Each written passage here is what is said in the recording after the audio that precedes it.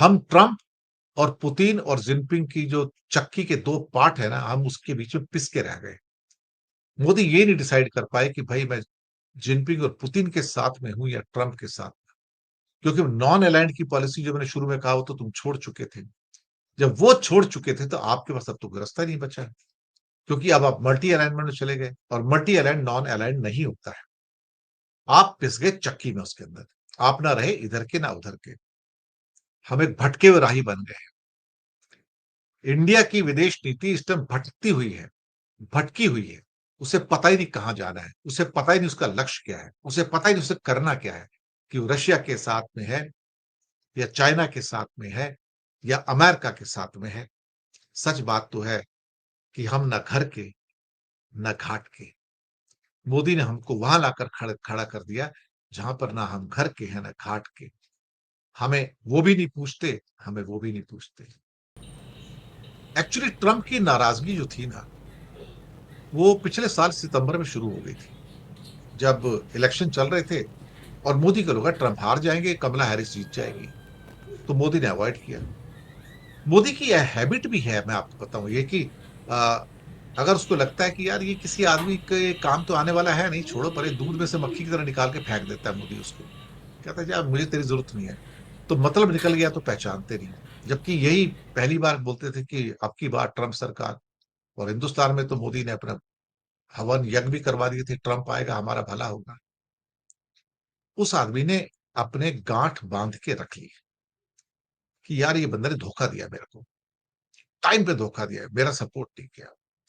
बदकिस्मती मोदी की कि ट्रंप जीत गया, कमला हैरिस हार गई। और फिर मोदी तड़पा, यार ये तो उल्टा हो गया, अब क्या किया जाए। अब शपथ समारोह था, ओथ सेरेमनी थी, नहीं बुलाया मोदी को। अल्टीमेटली जयशंकर गए ऐसे ही, एक दो पास थे उनके पास, जयशंकर जाके बैठ गया, पर मोदी को नहीं बुलाया। और फिर उसके बाद ये तलखी बढ़ती चली गई। फिर हमारे लोगों को हथकड़ियां बेड़ियों में डाल के ट्रंप ने हमें बेइज्जत करके भेजा। और फिर असली तलखी तब आई जब इंडिया पाकिस्तान का वॉर हुआ, ऑपरेशन सिंदूर हुआ। और उसके अंदर फिर वो सीज फायर का सारा लफड़ा हुआ। ये बात है करीब करीब जून महीने की, जब G7 की मीटिंग थी कनाडा में। तो बीच में से मीटिंग छोड़ के ट्रंप वापस चले गए, और वहां पे जनरल मुनीर को उन्होंने एक डिनर दिया या लंच दिया, जो भी बुलाया। और वहां से कॉल किया ट्रंप ने मोदी को कि तुम, ये मीटिंग खत्म हो गई तो थोड़ी देर मुझसे मिलते जाओ यहाँ पे। अब कनाडा से कोई बहुत ज्यादा दूर तो है नहीं, अमेरिका साथ में ही है, 3-4 घंटे की फ्लाइट में जा सकता था। मोदी कहते मैं तो क्रोशिया जा रहा हूँ भाई, मेरा तो वहां पर दौरा है, मैं तो आपको नहीं कर सकता। और तब इनकी कुछ 35 मिनट तक बात हुई आपस में, 35 मिनट। और वहां पे काफी गर्मा गर्मी। तब शायद ट्रंप चाहते थे कि भाई आप थोड़ा क्रेडिट मुझे दो, अगर मैंने वॉर रुकवाई है तो। लेकिन मोदी ने सुना उस मीटिंग में कह दिया कि तुम्हारा कोई क्रेडिट नहीं है, वॉर हमने रोकी है, हमारी आपस में बातचीत हुई है। वहां से ट्रंप और भड़क गया, और उनका गुस्सा 7वें आसमान पे आ गया। और फिर उसके बाद जो हुआ वो आपके सामने है, कि ये 25% टैरिफ और 50% टैरिफ। अब वो सुनने को तैयार नहीं। अब सुनने को तैयार नहीं है, तो मोदी की धड़कनें बढ़ गई कि यार अमेरिका के बिना काम कैसे चलेगा, डॉलर कहां से आएगा, बिना डॉलर के तो गुजारा नहीं है। डॉलर तो आईसीयू की दवाई है भाई। अब इंडिया ने सुना है वहां पर बहुत सारी अपनी लॉबीज बिठाई, कई टीम भेजी, भाई आप देखो कोशिश करो, एक मीटिंग करवा दो उसके साथ, मैं बात करूंगा, थोड़ा सा गुस्सा ठंडा हो जाए, उसकी नफरत ठंडी हो जाए। और वॉशिंगटन पोस्ट ने खुलासा किया पिछले हफ्ते, विदेश मंत्री फॉरेन मिनिस्टर मार्को रूबियो और जेमिसन ग्रीर, एक व्हाइट हाउस के ऑफिशियल हैं, काफी ट्रस्टेड हैंड हैं ये ट्रंप के। ये दोनों एक इंडिया का प्रपोजल लेके जाते हैं। ये पिछले हफ्ते की बात है। ये प्रपोजल लेके जाते हैं कि सब इंडिया बातचीत करना चाहता है और बहुत सारी चीजों के ऊपर ड्यूटी कट करना चाहता है।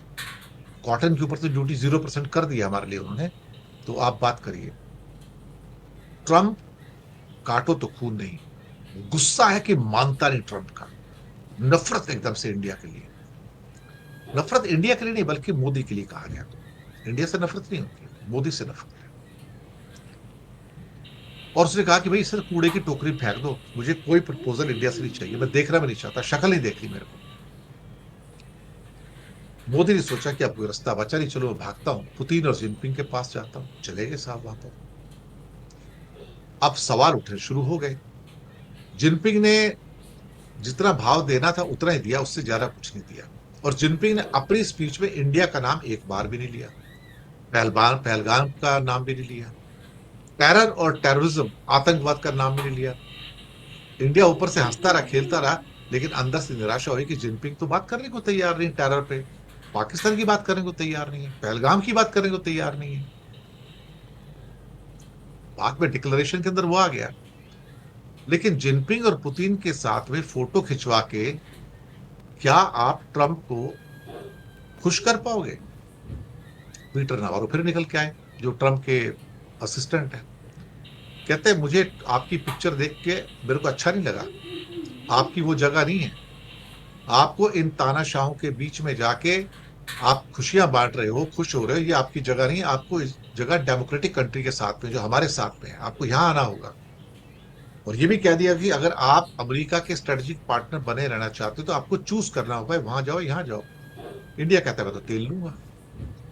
लेकिन ईयू का एक और भी फैसला है, नायरा एनर्जी पे सैंक्शन लगाई है।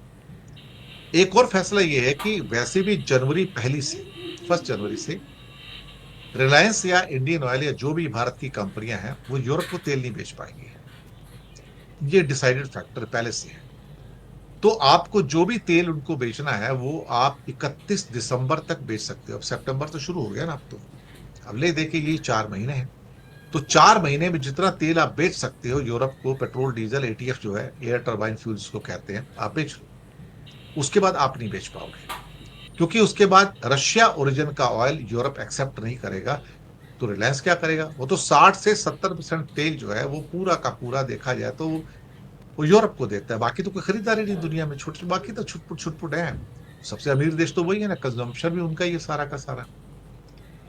तो मोदी जी ने एक किस्म से कहा जाए, ये 1 जनवरी से और स्थितियां बहुत खराब होंगी इंडिया की ऑयल इंडस्ट्री की। और हालात कुछ इस किस्म के हो गए कि जीएसटी भी लाने की कोशिश की, टैरिफ को उस ढंग से डील करने की कोशिश की, लेकिन हिंदुस्तान एक क्वैगमायर में, एक दलदल में फंस गया। हम ट्रंप और पुतिन और जिनपिंग की जो चक्की के दो पार्ट है ना, हम उसके बीच में पिस के रह गए।